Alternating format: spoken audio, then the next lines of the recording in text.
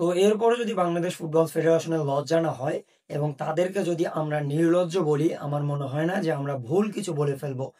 কারণ recently Hong Kong চায়নার কোচকে যখন জিজ্ঞেস করা হয় যে হামজা চৌধুরী যদি আপনার টিমে থাকে তাহলে আপনি তাকে কোথায় খেলাবেন, উইদাউট এনি হেজিটেশন সে ডিরেক্ট বলে দেয় যে আমি তাকে বেঞ্চ করব।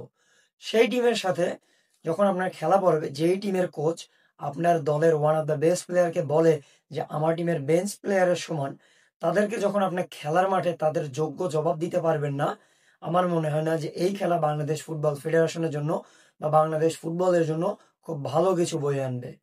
FIFA ranking, squad depth, player ability বা হোম অ্যাডভান্টেজ, এই কথাগুলো সাইডে রেখে একবার চোখটা বন্ধ করে নিজেকে জিজ্ঞেস করে দেখুন দেখি যে এই ম্যাচটা আমাদের হারার কথা ছিল নাকি? না, এই ম্যাচটা আমাদের হারার কথা ছিল না। এই ম্যাচটা জিতে আমাদের 3 পয়েন্ট সিকিউর করার কথা ছিল। তো কেন হারলাম? চলুন সেই বিষয়টি একটু খতিয়ে দেখা যাক। প্রথমে যে বিষয়টি আছে সেই বিষয়টি হচ্ছে আমাদের কোচের স্টার্টিং 11 সিলেক্ট করা। এই যে স্টার্টিং 11 সিলেক্ট করা, এটা যে ভুলে ভরা ছিল, এটা বুঝতে হলে কোনো রকেট সায়েন্স বা ফুটবল অ্যানালিস্ট হওয়া লাগবে না। সাধারণ ফুটবল ফ্যান হিসেবে আপনি বুঝতে পারবেন যে এখানে কতটা কর্পোরেট বা কতটা সিন্ডিকেটের হাত ছিল।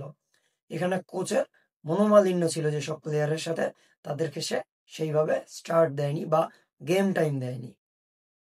জায়ান আহমেদ, ফাহমিদুল, সামিদ সোম, জামাল ভুঁইয়া, এরা মাঠে নামার পর আমাদের বল পজিশন কতটা বেড়ে গিয়েছে, আমাদের কর্নার দিয়ে কতটা অ্যাটাক হয়েছে, এগুলো যারা খেলা লাইভ দেখেছেন বা খেলা সরাসরি দেখেছেন সবাই বুঝতে পেরেছেন।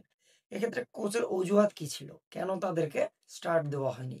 তো এক্ষেত্রে সে মূলত বলেছে যে তারা জার্নি করে এসেছে, যে কারণে তারা টায়ার্ড বা শুধুমাত্র একদিন প্র্যাকটিস করার সুযোগ পেয়েছে। তো আমি কোচের উদ্দেশ্যে এই কথাটাই বলবো বা ফ্যানদের উদ্দেশ্যে এই কথাটাই বলবো যে একটাবার ভেবে দেখুন তো, এদেরকে যদি আপনি স্টার্ট করাতেন এবং ৪৫ মিনিট বা হাফ টাইম পর তুলে নিতেন, আমার মনে হয় যে ততক্ষণে আমরা ২-৩ গোলে তাদের থেকে এগিয়ে যেতাম। যার ফলে আমাদের প্লেয়ারদের মেন্টালিটি চেঞ্জ হয়ে যেত এবং আমরা ডমিনেট করতে পারতাম।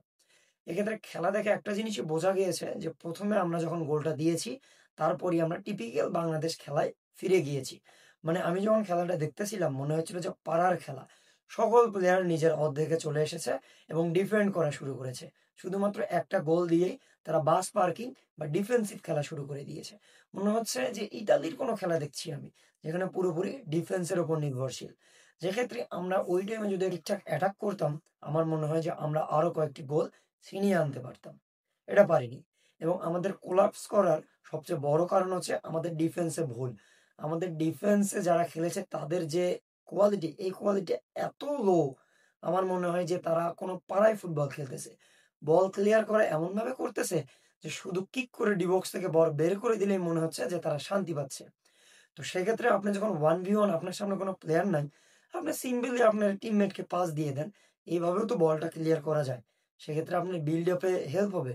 সেক্ষেত্রে না করে তারা গলির খেলার মতো কাজ করতেছে।